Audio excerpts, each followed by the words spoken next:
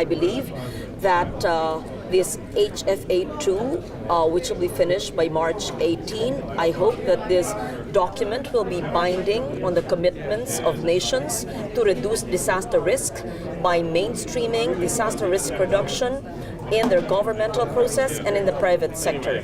Second, it is also important that disaster risk reduction and climate change adaptation are intertwined in governmental and in the private sector so that we could make resilience or DRR a part of our everyday life. We should make sure that resilience is part of our DNA.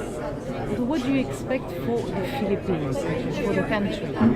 What do you expect it to Okay, what I expect from my country is first that every government department, agency, and Filipino of the 100 million population would know, understand, and implement disaster risk reduction laws and regulations to be able to save lives, to be able to reduce the loss of livelihood.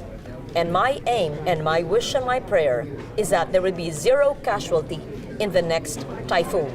While we cannot stop natural hazards from happening, we can stop natural hazards from turning into disasters or catastrophes. And so, my dream and my wish and my vision, which I will do in the Philippines through legislation and through groundwork, is to make it zero casualty. So reduce and minimize the risk. And we should stop saying that we manage disasters. We should manage the risks. And it is important that everybody has assessed his or her risk through buildings, through infrastructure, through all our activities in agriculture, because when you are aware of the risks, you can reduce, minimize, if not obliterate the risks, because you know what it is. There are two elements in DRR which need to be mainstreamed. First is gender sensitivity and gender mainstreaming, so that women are not just the vulnerable sector, but women should be at the front line of defense against disaster risk and climate change. And second, it is an overlooked aspect, but is very important, is a protection and conservation of cultural landmarks and heritage sites.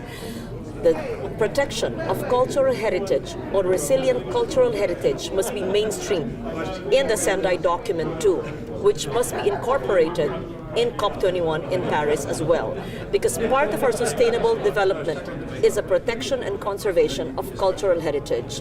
Finally, what I expect to see in the Sendai document is the marriage of disaster risk reduction and climate change adaptation towards the attainment of our sustainable development goals. And through sustainable development, we actually mean gender mainstreaming as well as the protection of cultural heritage.